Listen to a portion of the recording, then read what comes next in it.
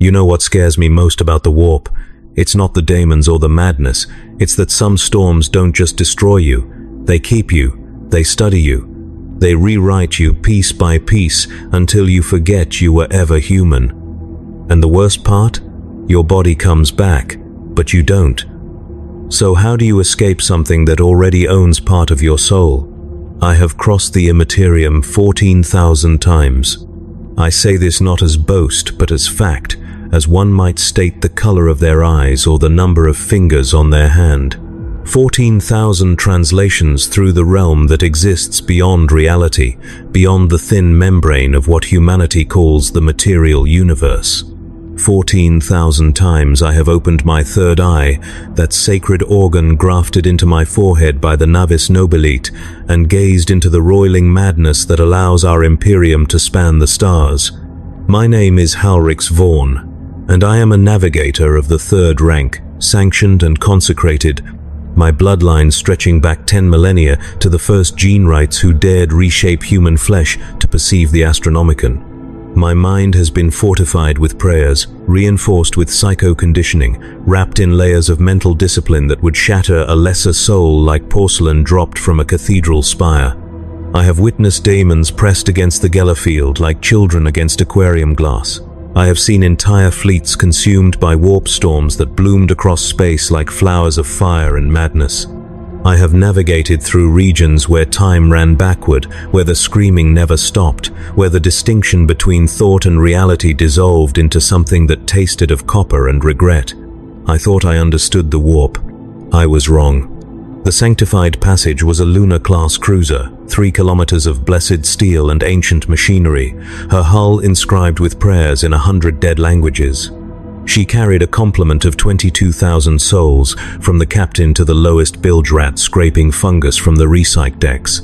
I had served aboard her for 73 years, longer than most crew lived even with Juvenat treatments. The ship herself was older than the Imperium, a relic from the dark age of technology, repurposed and reconsecrated so many times that her original name had been lost to history. The crew called her the Passage, and she had earned her sanctification through service, through surviving where others had been destroyed. I knew every quirk of her warp engines, every fluctuation in her Geller field generators, every prayer cycle of her engineerium. I knew the way she shuddered when entering the immaterium, the peculiar harmonic her void shields sang when they brushed against unreality.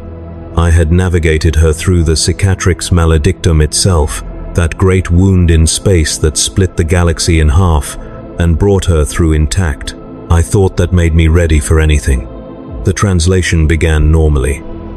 We departed from the hive world Corinthax, 7 with a hold full of promethium and a contingent of militarum reinforcements bound for the warfronts in Segmentum Obscurus.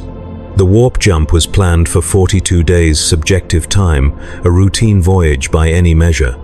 I performed the necessary rituals, consumed the sacred oils that opened my third eye to its full perception, and took my place in the navigation blister at the ship's prow. The chamber was spherical, 30 meters in diameter, its walls lined with cogitators and data streams that translated my perceptions into coordinates the ship's systems could process. At the center, suspended in a throne of brass and ivory, I sat alone in the darkness, my third eye open, the shutters of reinforced adamantium that normally covered the observation dome drawn back to reveal the void beyond. The Geller field activated with its customary thrumming, a sound felt more in the bones than heard, and reality began to peel away. The transition is always violent. Matter and energy are concepts that belong to the material universe, and when a ship forces itself into the warp, it must shed these comfortable definitions like a snake shedding skin. The Sanctified Passage groaned, her superstructure crying out as physical laws became suggestions rather than rules. Outside the observation dome, the stars smeared into ribbons of light, then dissolved entirely. The darkness that replaced them was not empty. It churned with colors that had no names, shapes that hurt to perceive, geometries that twisted back on themselves in ways that made the eye water and the mind recoil. This was the Immaterium, the Sea of Souls, the realm of chaos that underlies all reality like rot beneath painted wood. And there, distant but distinct, Burning like a lighthouse in the storm was the Astronomicon, the Emperor's gift to humanity, the psychic beacon generated by 10,000 psychers sacrificed daily on Terra, their souls fed into a machine that projects his will across the galaxy. To a navigator, the Astronomicon appears as a brilliant golden light, steady and pure, the one fixed point in a realm without direction or distance. I fixed my perception upon it, calculated our angle and trajectory, and began to guide the passage through the currents of the warp. The ship responded smoothly, her ancient engines translating my will into motion, her course adjusting as I compensated for the tides and eddies that buffeted us from all sides. Days passed, or what passed for days when time itself was negotiable. The crew went about their duties, insulated from the nightmare outside by the Geller field, that sphere of reality we carried with us like a bubble of air in drowning depths. On the 9th day, I noticed the first anomaly. The Astronomicon flickered. Not much, barely a fluctuation. The kind of variance that occurs when a particularly powerful warp storm passes between your position and Terra. I noted it in my log, adjusted our course minutely to compensate, and continued. On the 10th day, it flickered again, longer this time, a full 3 seconds, where the light dimmed to perhaps half its normal intensity. I felt the first stirring of unease, that instinct developed over centuries that whispered when something was not as it should be. I checked the cogitators, cross-referenced our position with known warp routes, found nothing that explained the interference. The passage sailed on, her engines humming their eternal hymn, her Geller field holding steady at 97% integrity. On the 11th day, the storm found us. I call it a storm because I have no better word, but that term is hopelessly inadequate. A storm implies weather, implies natural forces following predictable patterns of pressure and temperature and fluid dynamics. What surrounded the sanctified passage was none of those things. One moment, we sailed through the normal turbulence of the warp, the next we were engulfed in something that defied description. The colors changed first, the usual mad spectrum of the immaterium darkening to shades of bruised purple and gangrenous green, shot through with veins of black that were not absence of light but presence of something else, something that drank illumination and gave back only depth. The currents shifted, no longer flowing in response to distant tides but swirling around us with apparent purpose, as if we had sailed into a whirlpool that had been waiting specifically for our arrival. The Astronomicon vanished. Not flickered, not dimmed, but vanished entirely, snuffed out like a candle in a hurricane. In 14,000 translations, I had never lost sight of the beacon completely. Even in the worst warp storms, even inside the Cicatrix Maledictum itself, the Astronomicon remained visible, reduced perhaps to a distant glimmer, but always there, always guiding. Now there was nothing. I stared into the roiling darkness, my third eye straining, searching for any trace of that golden light, finding only the churning nightmare that pressed against our Geller field with what felt like curiosity. I immediately ordered the ship to emergency translation back to real space. The helmsman, a grizzled veteran named Corvin who had served the passage for 40 years, acknowledged and began the shutdown sequence. The warp engines cycled down, the Geller field prepared to collapse in the controlled manner that would spit us back into the material universe. And for a moment I thought we would escape whatever this was. Then the ship lurched, a sideways motion that should have been impossible, and every alarm on the bridge began screaming at once. The Geller field integrity dropped to 86% in the span of a heartbeat, then 79, then 63. Through the observation dome, I watched as tendrils of that black knot light reached toward us, extending from the storm like fingers from a closing hand. The translation failed. The warp engines shrieked, overloading as they tried and failed to tear open the membrane between dimensions. Emergency klaxons wailed throughout the ship, their sound mixing with the prayers of the tech priests as they chanted litanies of appeasement to the machine spirits. The Geller field stabilized at 42%, low enough that I could feel the warp pressing against my mind, low enough that unprotected crew members in the outer decks would be experiencing hallucinations, hearing voices, seeing things that should not exist. I closed my third eye, the sacred shutters slamming down over the observation dome, cutting off my view of the horror outside.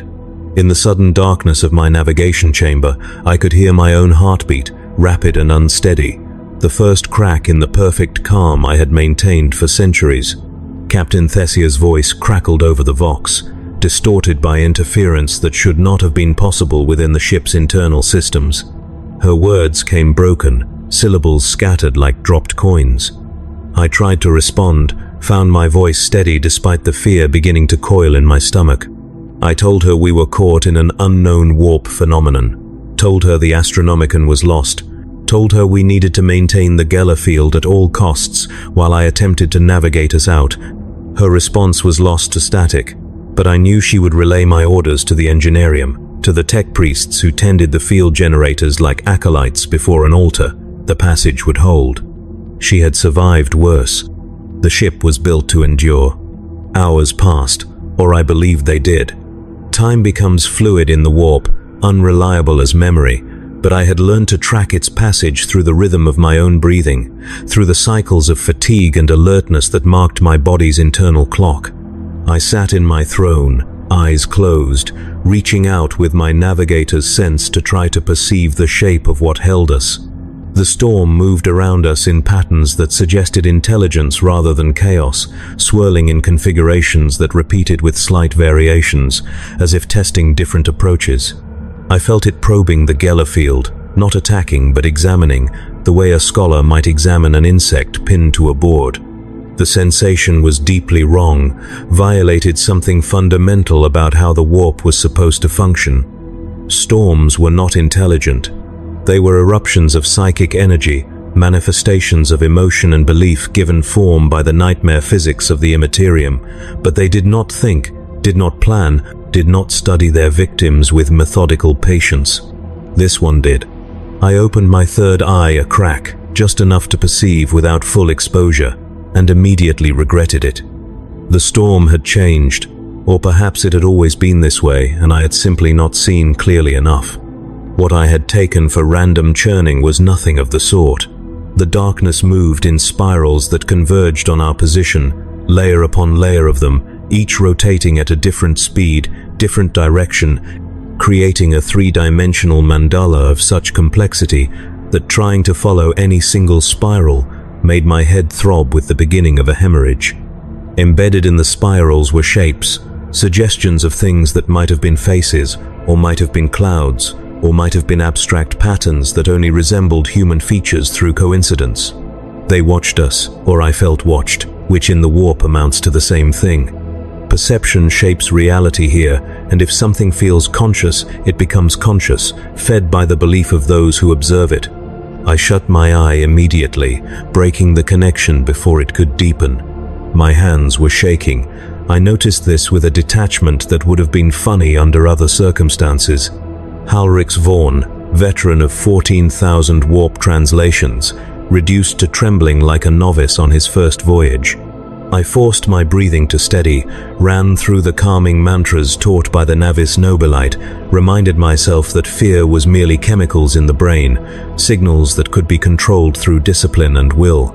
It helped, marginally.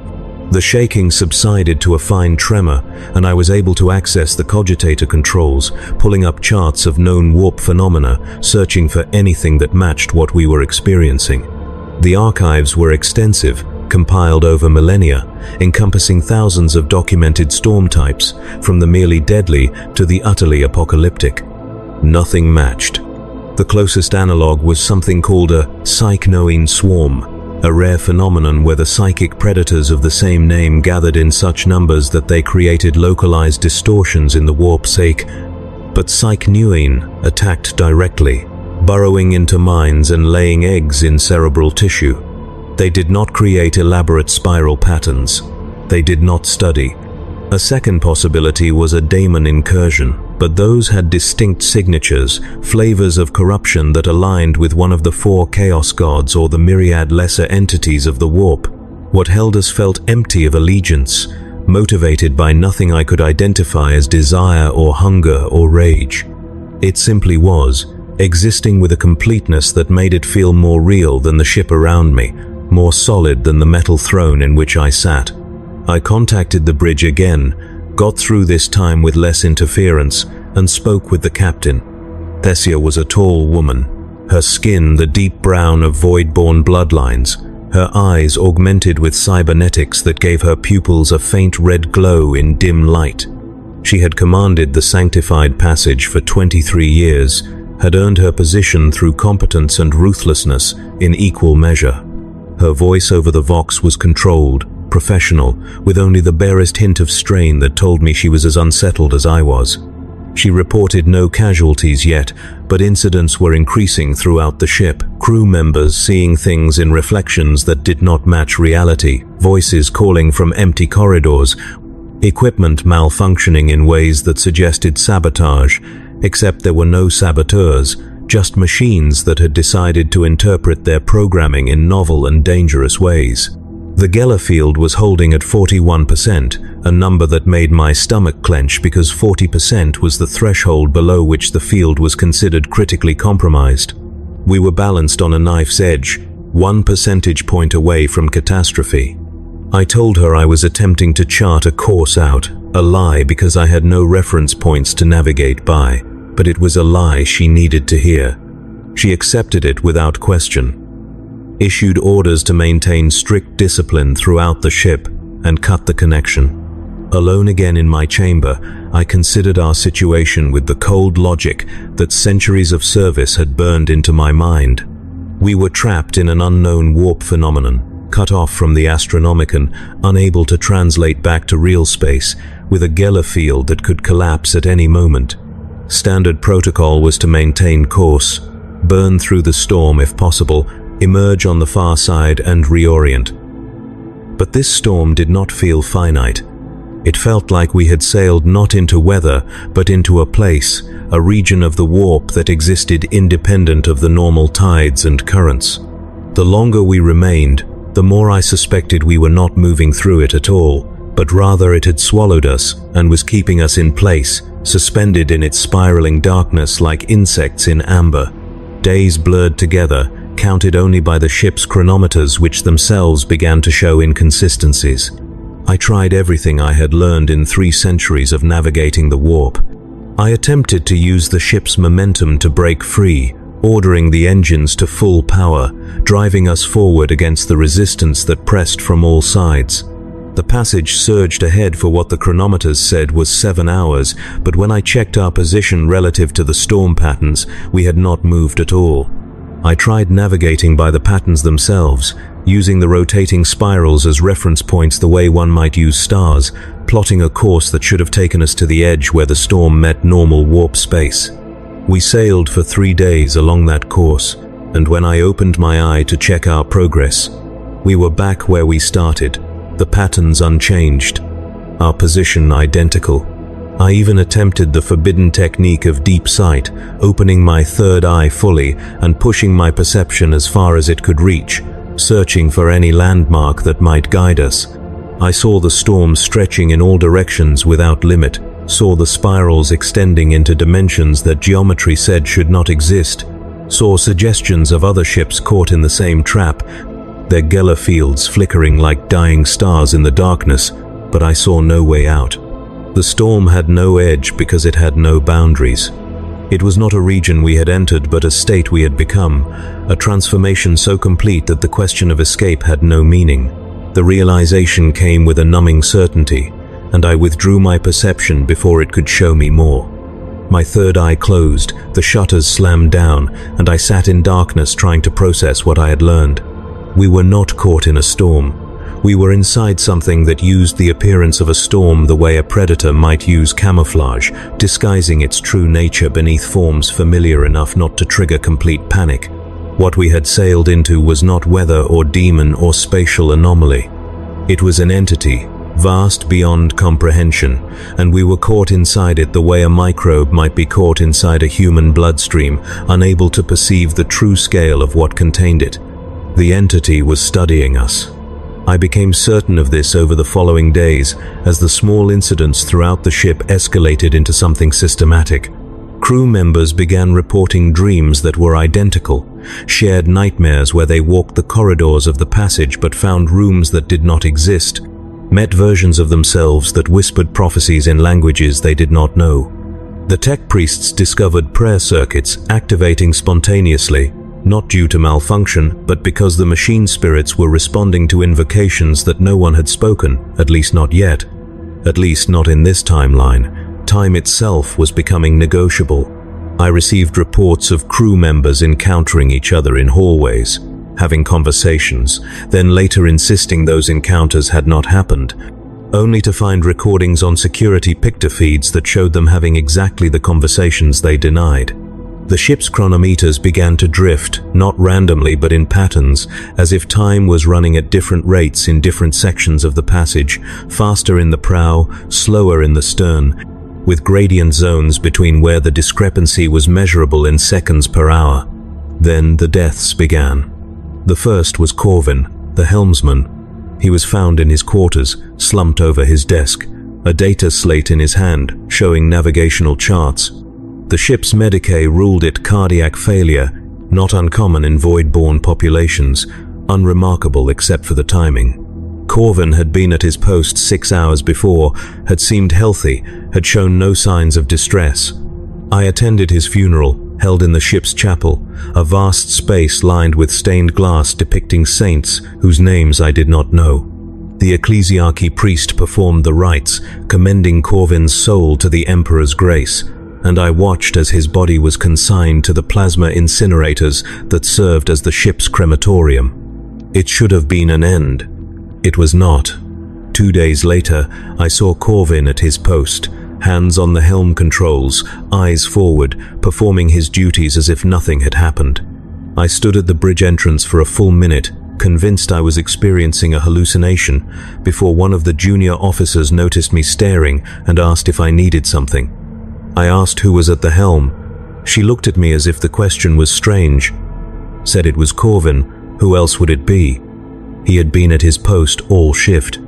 I approached the helm station, stood beside the man who could not possibly be there, and asked him his name. He turned to me, his face calm, and said he was Corvin, as he had always been. His eyes held no recognition of our conversation about his own death, no awareness that anything was wrong. I checked the ship's logs later, found his name still listed as deceased, found his funeral recorded, found no explanation for how he was also simultaneously alive and performing his duties.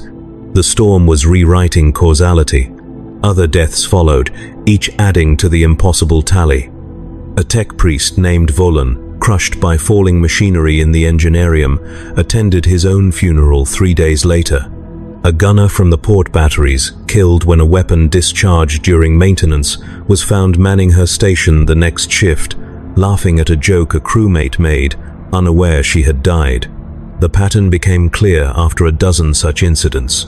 People died, were mourned, were burned, or spaced according to tradition, and then reappeared as if nothing had happened, living out their lives in parallel to their deaths. The crew began to notice, began to fear, began to whisper in the corridors about curses and demonic influence. Captain Thessia ordered the commissar attached to our militarum contingent to execute anyone spreading defeatist rumors, and he complied, putting 3 men against a bulkhead and blowing their brains out with his bolt pistol. Their bodies were taken to the incinerators. I saw all 3 of them a week later, walking in the lower decks, alive and whole. The Geller field held at 40%, never dropping lower, never rising higher, as if locked at that precise threshold. I began to suspect it was being maintained there deliberately, kept weak enough that the warp could influence us, but strong enough that we would not be immediately destroyed. We were being preserved, kept alive for some purpose I could not yet fathom. My navigation chamber became my refuge and my prison. I stopped leaving, except when necessary, found that time passed differently depending on where in the ship I stood, found that my memories of the corridor walk between bridge and chamber never quite matched the journey itself. I would leave the bridge, walk for what felt like 10 minutes, arrive at my chamber, check the chronometer, and discover 3 hours had passed. Or I would make the same walk, count every step, keep my eyes fixed on familiar landmarks, arrived to find only 2 minutes had elapsed. The ship was stretching, not in space but in duration, its internal geography becoming a maze where distance was measured in moments rather than meters. I tried to maintain logs to document what was happening, but the act of writing became suspect. I would record an observation, look away, look back to find different words on the page. Descriptions of events I did not remember. Conclusions I had not reached. The data slates were unreliable, changing their contents when not observed, so I switched to physical paper, rationing the precious sheets we kept for emergency documentation when electronic systems failed. But paper was no better. I would write a sentence, watch the ink dry, turn the page to continue, look back to find the previous sentence altered, individual words swapped out for others that changed the meaning entirely. I began to doubt my own perceptions, to question whether I was recording events or inventing them, whether the storm was changing reality or simply revealing that reality had always been more fluid than I believed. The entity communicated with us through prayer. I discovered this when the ship's astropathic choir began to scream. The choir consisted of 27 sanctioned psychers, their minds linked in a gestalt that allowed them to send and receive messages across the warp, their bodies confined to a specially shielded chamber deep in the ship's core. They operated in shifts, always maintaining at least 9 minds in communion. Their combined will strong enough to pierce the veil between real space and the immaterium. When the screaming started, I was in my navigation chamber, and the sound carried through the walls, through the deck plating, through the very air, a harmonized shriek of such volume and terror that I felt my teeth ache with sympathetic vibration. I opened the Vox channel to their chamber, heard nothing but that awful chorus, and then suddenly, abruptly, silence. When the security teams breached the choir chamber, they found all 27 psychers dead, their bodies unmarked but their faces frozen in expressions of rapture rather than agony. Carved into the walls around them, in script that hurt to read, were prayers. Not prayers to the Emperor, though some of the words were borrowed from imperial litanies, but prayers to the storm itself, naming it as a god, a presence that had existed before the warp had taken its current form, a consciousness that remembered when space and time were singular rather than separate. The prayers were in High Gothic, Low Gothic, in languages dead before the Imperium rose, in scripts that predated human writing entirely, and all of them said essentially the same thing. The storm was not catching ships by accident.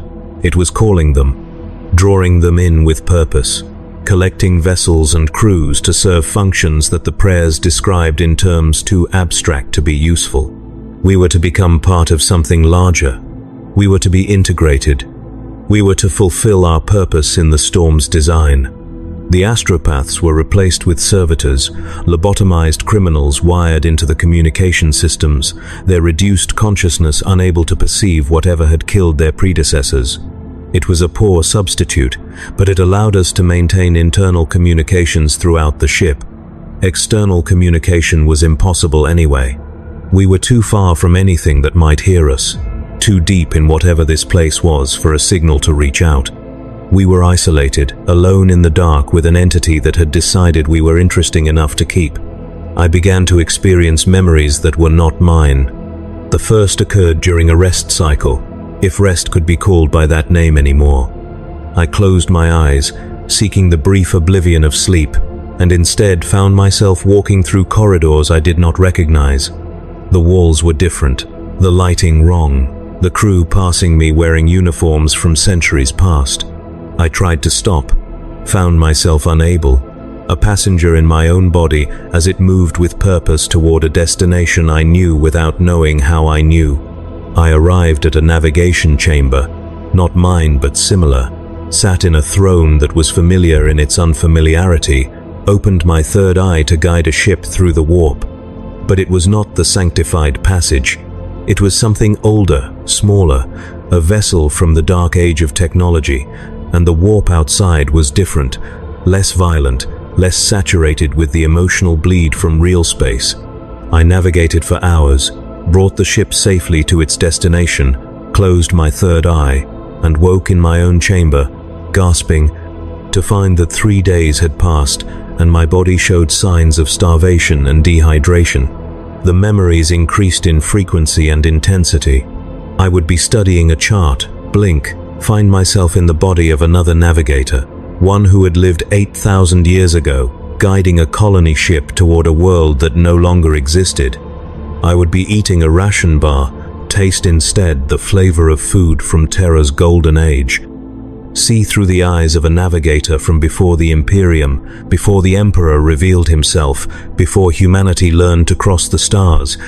Each memory was complete, detailed, so thoroughly lived in that I could not dismiss them as hallucinations.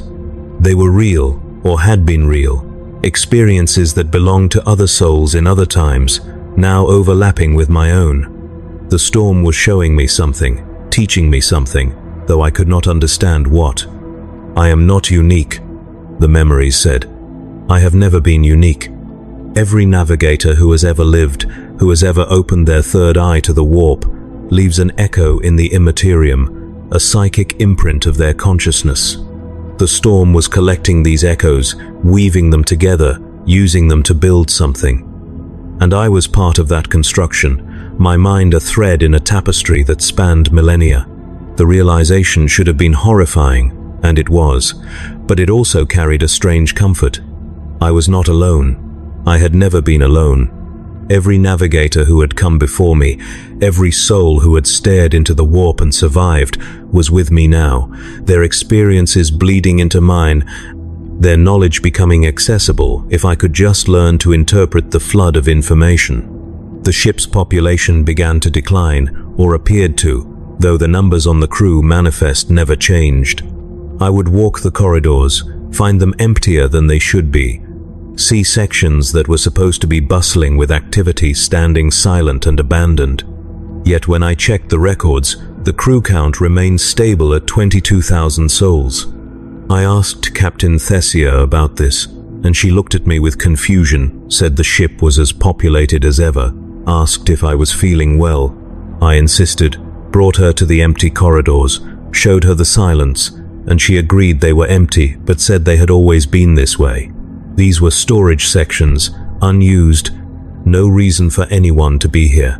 I pulled up the ship's schematics, showed her that these corridors had been crew quarters a month ago, and she studied the schematics with a frown, then agreed I was correct, but said the quarters had been relocated years ago. Did I not remember the refit on Corinthax 7? I remembered no refit. The ship had not been refitted in decades. Reality was not stable anymore, had not been stable since we entered the storm, but now it was actively mutable, changing not just in perception but in history, altering the past to accommodate the present in ways that made everyone except me believe the changes had always been there. I began to suspect I was only aware of the alterations because of my navigator's gift, my ability to perceive dimensions that normal humans could not. My third eye, even closed, was sensitive to distortions in causality, in probability, in the fundamental structure of what was real. I saw the changes happening, saw the ship's history being rewritten like words on a page crossed out and replaced with new text, but I could not stop it, could not even convince others it was happening. I was alone in my awareness, and that loneliness was more terrible than the changes themselves. The captain began to forget me. It was subtle at first, a hesitation when I entered the bridge, a moment where her eyes passed over me without recognition before snapping back as memory reasserted itself.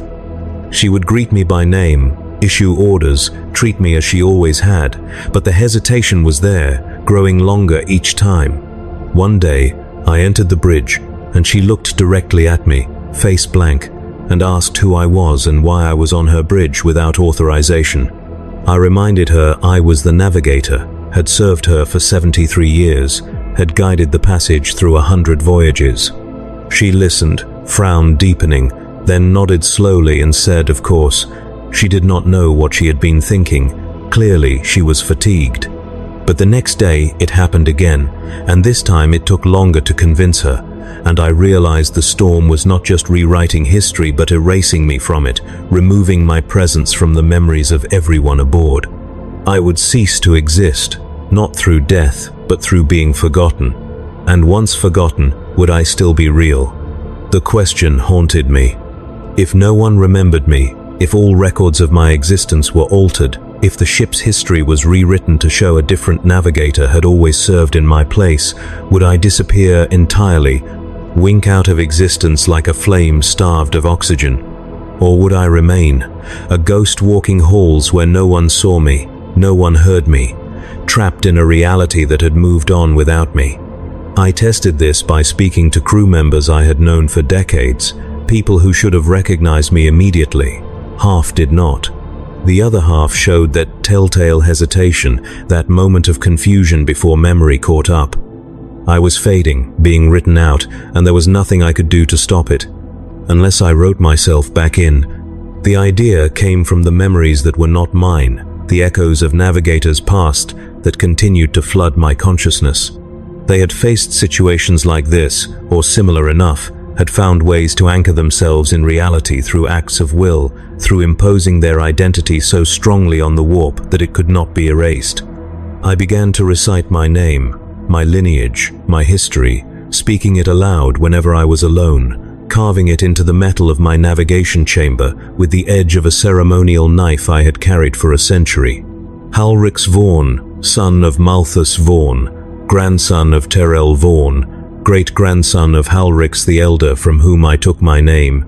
I carved dates, places, ships I had served on, captains I had known, battles I had witnessed. The metal took the markings reluctantly, my knife dulling with each stroke, but I persisted, covering the walls with text, with evidence that I existed, that I had always existed, that I would continue to exist regardless of what the storm tried to make true. It helped, marginally. The forgetting slowed, though it did not stop. Then I discovered I had died. I found the record in the ship's logs while searching for something else entirely, a notation dated 3 weeks previous stating that navigator Halrix Vaughan had expired due to complications from extended warp exposure. His body had been given full honors. His replacement, navigator Julian Moros, had assumed duties. I read the entry 3 times, certain it was some error in the cogitator systems, some glitch introduced by the storm's interference. I checked the date, found it was logged properly, found the notation had been witnessed by the captain and verified by the ship's medicae. I searched for mentions of navigator Moros, found him referenced in dozens of subsequent logs, found orders issued in his name, found reports he had submitted regarding our navigation status. I went to the bridge, asked to speak with navigator Moros, and the deck officer informed me that the navigator was currently in his meditation cycle, not to be disturbed. Perhaps I could return later. I asked where his quarters were and was directed to my quarters. I stood outside the door that had been mine for 73 years, the one engraved with my family crest, the one I had entered and exited 10,000 times, and I realized it was not mine anymore. According to the ship's history, it had never been mine. It belonged to Julian Moros, always had. The navigator who had guided the sanctified passage for the past 11 years, ever since the previous navigator, someone whose name I did not recognize, had died of natural causes. I checked the records for my own death, found that I had served the ship for 40 years, had been respected, competent, unremarkable, had died in my sleep without pain or struggle. There was a short memorial in the chapel archives, a sermon delivered by the ship's priest praising my service and dedication. I attended my own funeral, in a manner of speaking.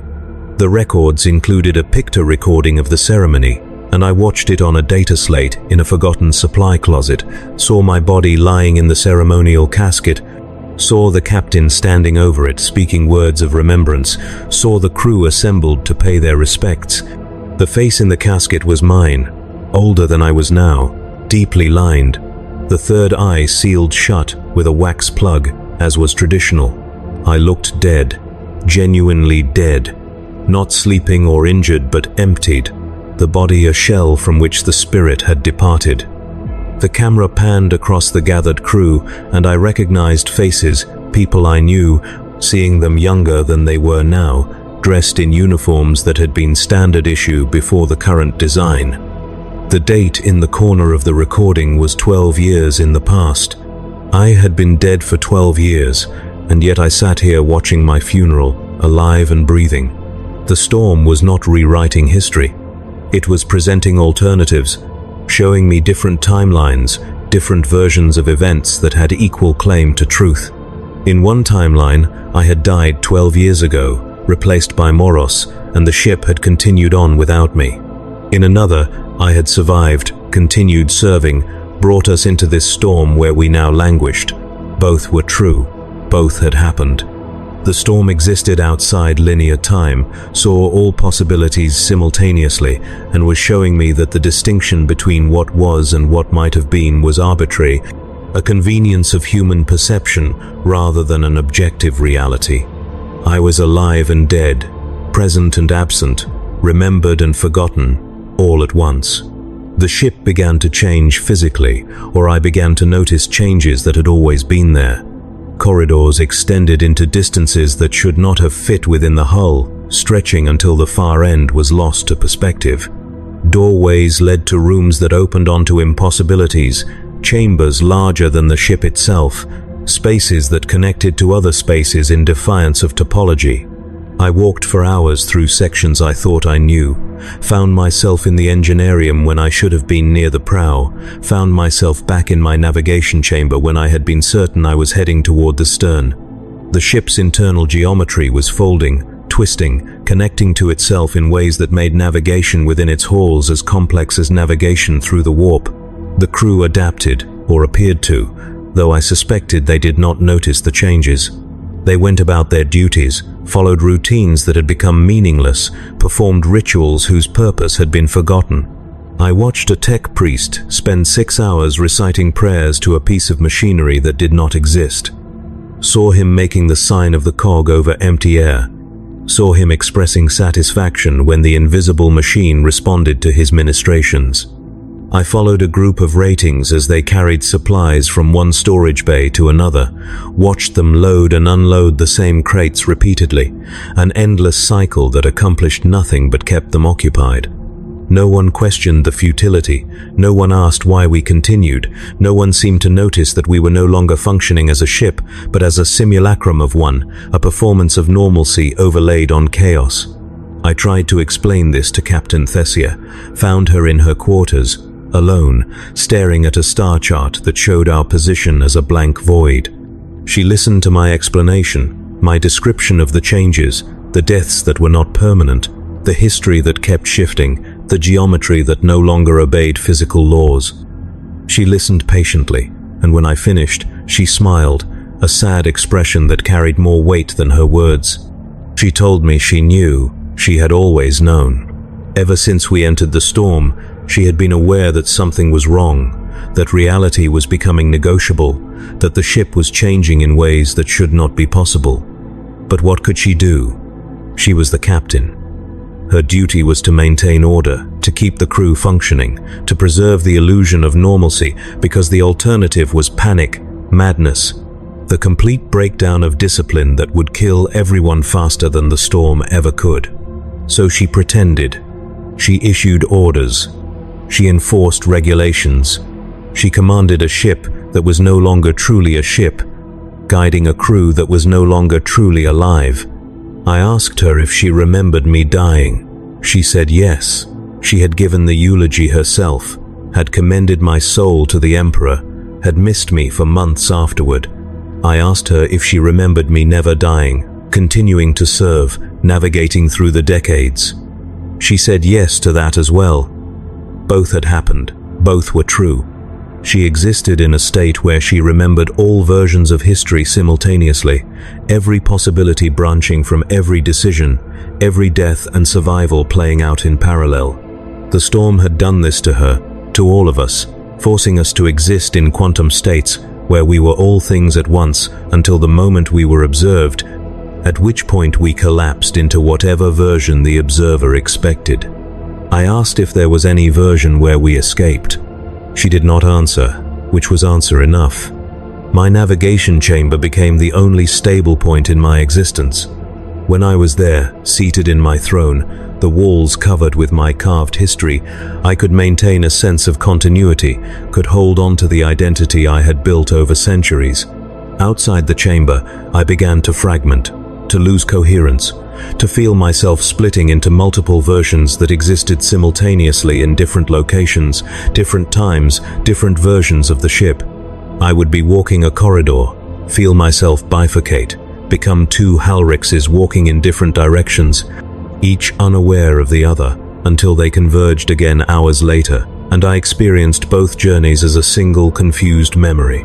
I would be speaking to a crew member, hear my voice coming from behind me, turn to see myself having the same conversation with a different person, our words synchronized perfectly. I was becoming unmoored from singular existence, spreading out across the ship like water poured on a deck, flowing into every crack and crevice, losing definition. The storm was teaching me what it felt like to be it. This was the purpose, I realized. The storm was not simply studying us, or feeding on us, or trapping us for incomprehensible reasons. It was converting us, transforming our consciousness from the limited, linear experience of human perception into something more like its own, something that existed simultaneously across all possibilities, all timelines, all variations. We were being elevated, or corrupted. The distinction did not matter. Brought into a state of being that was beyond life and death, beyond past and future, beyond the narrow constraints of cause and effect. And I understood, with a horror so complete it felt like enlightenment, that this was not the first time. The memories that were not mine, the echoes of navigators past that had been flooding my consciousness, were not simply recordings. They were the navigators themselves, their consciousnesses preserved within the storm, integrated into its structure, used as markers and guideposts in the warp. Every navigator who had ever died in a warp storm had not truly died. They had been absorbed, their perception and knowledge incorporated into the storm's growing intelligence, their third eyes kept open eternally to serve as beacons for others.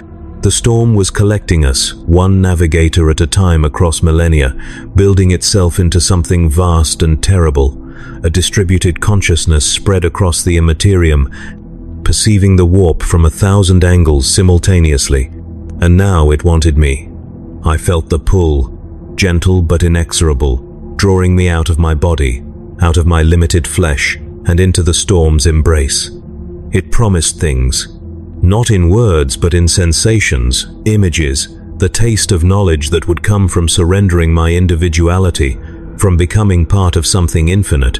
I would never be alone again. I would never be afraid.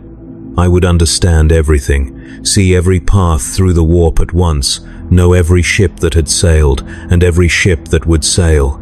I would be a constellation of awareness, a map drawn in sentient light, guiding vessels not to safety but to joining, to becoming part of the storm's eternal collection. I refused.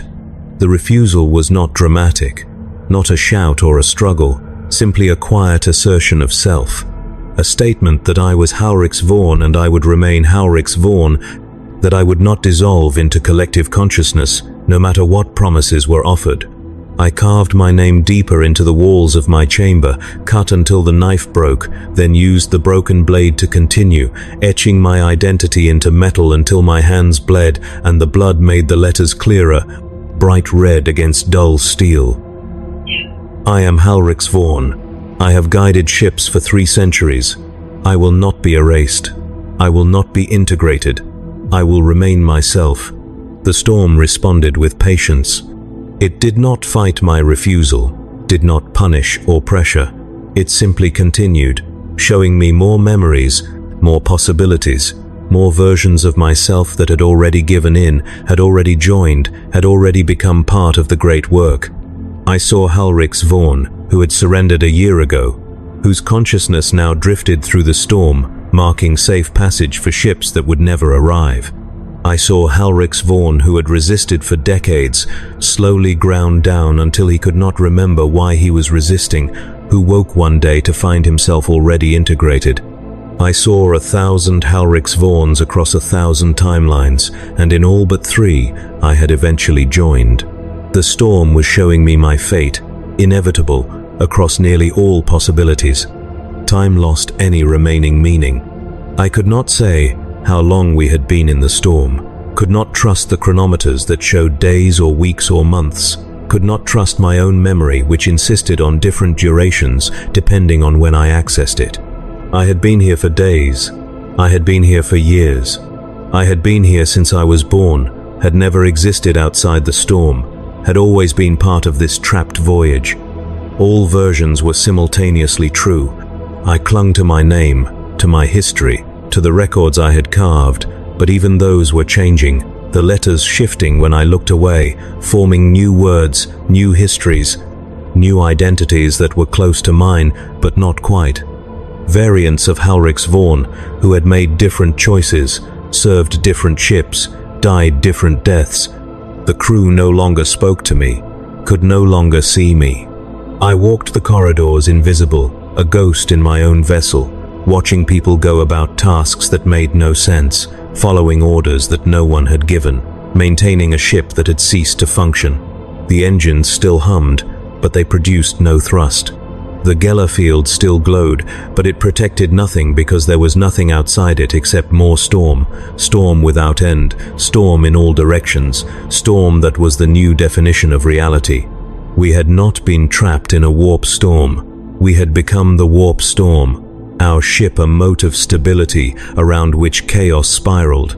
Our consciousness the eye of the hurricane. I met Navigator Moros in the corridor outside my former quarters.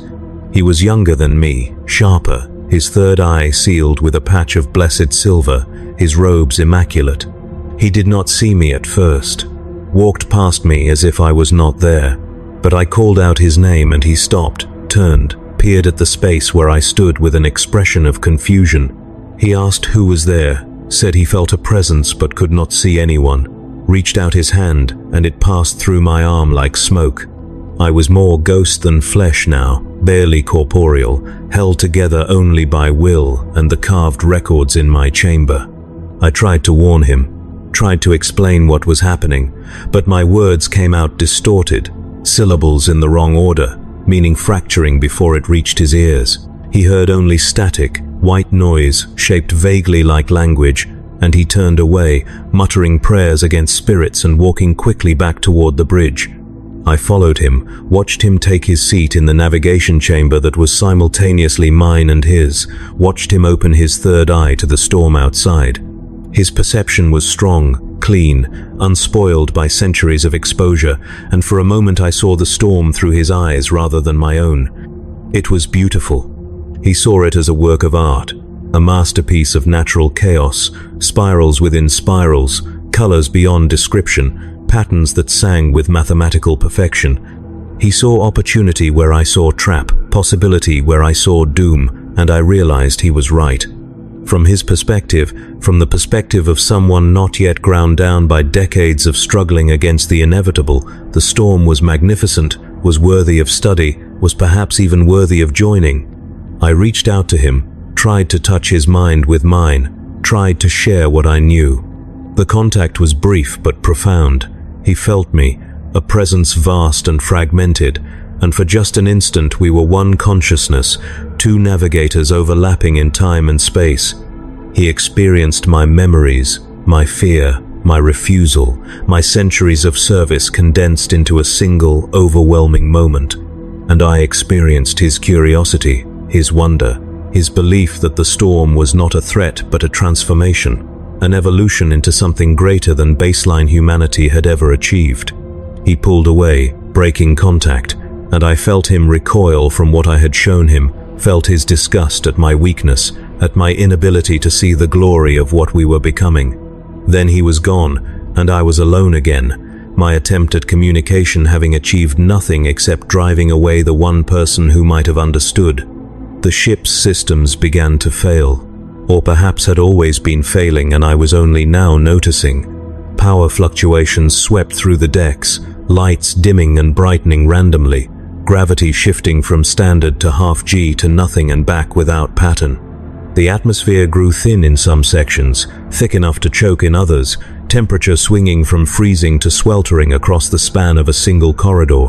The crew did not react, moved through these environmental shifts as if they were normal, adjusted their breathing and balance without conscious thought. They had adapted, or been adapted, their bodies changing to survive in conditions that should have killed them. I saw ratings walking in vacuum without suits, saw tech priests working in temperatures high enough to boil water, saw soldiers sleeping in rooms where gravity ran sideways and they hung from the walls like insects. The ship was dying, and the crew was dying with it, but neither would admit the truth. I returned to my navigation chamber, found it had grown, the spherical space now extending into dimensions that geometry claimed should not exist. The walls stretched away in directions that were neither up nor down, neither left nor right, the distance between them somehow greater than the ship's entire volume. The throne at the center remained, my anchor point, the one stable object in a space that was becoming increasingly abstract. I climbed into the throne, settled myself, opened my third eye one final time to observe the storm directly. It greeted me like an old friend. The spirals had changed, or I perceived them differently, patterns resolving into structures that I recognized. Architectures built from the collected consciousness of 10,000 dead navigators, each one a node in a vast network that spanned the warp. I saw their faces in the storm, their third eyes open and watching, saw their recognition as they looked back at me. They were not suffering. They were not trapped.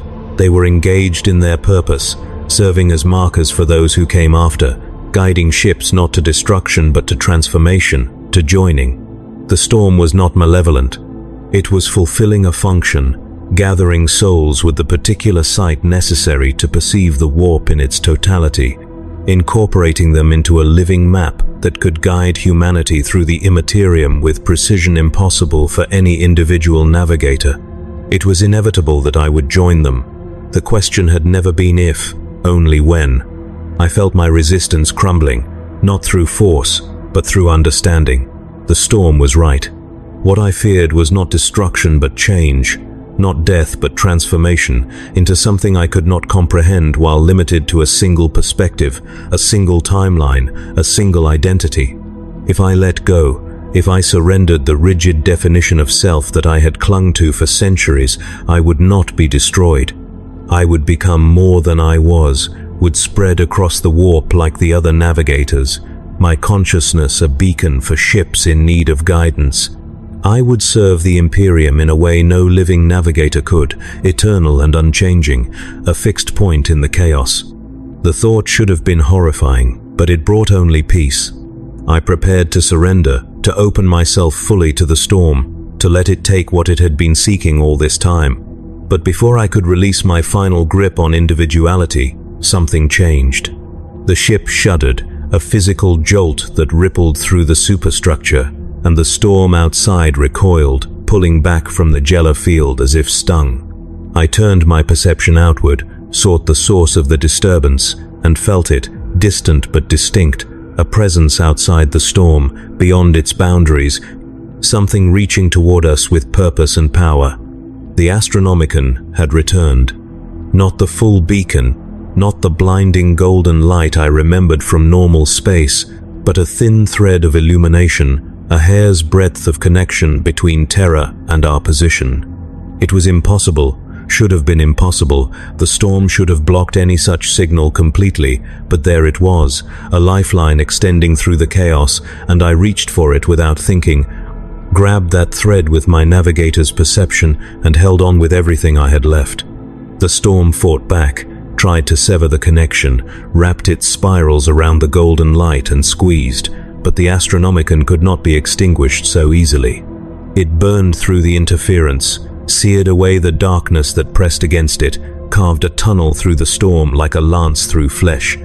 The sanctified passage lurched again, her engines roaring to life with renewed power. The Geller field surging to 70%, then 80, then 95, pushing back the warp, reclaiming our bubble of reality from the entity that had held us. I guided the ship along the thread, following it back toward real space, back toward the material universe, back toward life and sanity, and the comforting ignorance of those who had never seen what I had seen. The journey was impossibly swift, Minutes rather than days, as if the storm was eager to be rid of us now that we had found a path out, eager to close itself around the wound the Astronomicon had carved. The spirals receded, the patterns dissolving, the faces of the collected navigators fading from view, and for a moment I felt their disappointment, their sadness that I would not be joining them, that I had chosen continued isolation over eternal communion. Then reality snapped back into place with a violence that knocked me unconscious. I woke in the Medicae Bay, restraints on my wrists and ankles, the ship's chief physician standing over me with an expression of clinical concern. He informed me I had been found unconscious in my navigation chamber, suffering from severe dehydration, malnutrition, and a psychic backlash that had nearly burned out my third eye completely. I had been unconscious for 3 days while they stabilized my condition, and I was fortunate to be alive. The ship had emerged from the warp storm. Translation to real space had been successful. We were currently drifting in an empty system 2 sectors off our intended course, but we were safe, intact, and the crew was unharmed. I asked about the deaths, the crew members who had died and returned, the changes to the ship's history. The physician frowned, consulted his data slate, told me there had been no casualties during our warp transit, no unusual incidents beyond some minor equipment malfunctions that the tech priests had easily repaired. The transit had been entirely routine, if somewhat longer than expected, and I must have experienced hallucinations as a result of extended warp exposure. He recommended immediate psychiatric evaluation, suggested I take medical leave, perhaps retire from active navigation. My long service had earned me rest. I agreed with everything he said, thanked him for his care, and asked to be released to my quarters. He complied, and I walked through corridors that were the correct length, properly lit, filled with crew who recognized me and greeted me by name. I checked the ship's logs, found no record of the deaths I remembered, no mention of Navigator Moros, no funeral recordings, no shifted history. According to every objective record, we had entered the storm, sailed through it for 47 days subjective time, and emerged intact. I had experienced some kind of psychotic break, a hallucination so complete that I had believed it real, a consequence of my aging mind and the accumulated strain of 14,000 warp transits. Perhaps they were right. Perhaps none of it had happened. But my navigation chamber told a different story. The walls were covered in carvings, my name and history etched deep into the metal, the work of weeks or months, not something that could have been done in a momentary delusion. The knife I had used lay on the floor, its blade broken, my dried blood still visible on the handle. The throne bore scratches where my fingers had dug into the metal, desperate anchors against dissolution. And when I closed my eyes, I could still feel the storm, could still sense the spirals turning in the depths of the warp, could still hear the whispers of the navigators who had welcomed me, who had wanted me to join them. I was back in real space, but I had left something of myself behind. The realization came slowly, over the following weeks, as the sanctified passage underwent repairs and reprovisioning at a nearby Imperial station. I found myself unable to sleep, troubled by dreams that were not dreams but perceptions, views of the warp from angles that should not have been accessible to a living navigator. I would close my eyes and see ships passing through distant regions of the immaterium, would feel their navigator's presence, would know their names and histories without having met them. I would walk the corridors and occasionally phase slightly out of sync with real space, my body becoming translucent for just an instant before snapping back to solidity. My third eye would open spontaneously, even behind the shutters that were supposed to keep it closed, showing me the warp bleeding through into reality like ink through paper. I was no longer entirely in one place. Part of me remained in the storm, embedded in its structure, serving the purpose it had intended all along. The storm had gotten what it wanted, just not in the way I had expected. It had not taken all of me, had not absorbed my consciousness completely, but it had claimed enough. My perception, my navigator's sight, was now distributed across both real space and the warp, existing in both simultaneously, perceiving both at once. I had become a bridge, a living connection between dimensions, and through me, the storm could observe the material universe, could reach out and touch it in ways that had previously been impossible, and I could feel its satisfaction, its pleasure at having acquired a new perspective. I attempted to explain this to Captain Thessia, found her in her office reviewing cargo manifests, told her I believed something had followed us out of the storm, something that was using me as a conduit between dimensions. She listened patiently, as she always did. But her eyes held that same clinical concern I had seen in the physician, that look of someone humoring a damaged mind. She assured me the ship's psychers had conducted thorough scans, had found no demonic taint, no warp entities hitchhiking in our wake. Whatever I was experiencing was internal, a consequence of my ordeal, nothing more. She recommended I accept the physician's advice, take leave, allow myself time to recover. I could not tell her that recovery was impossible when the wound was in my soul rather than my mind. The next transit proved my fears correct. We departed the station 3 weeks later, bound for a forge world in the Segmentum Solar, a journey that should have taken 20 days through well-charted warp routes. I took my place in the navigation chamber, opened my third eye, and guided us into the immaterium as I had thousands of times before. The translation was smooth, the Astronomicon bright and clear, our course plotted and confirmed.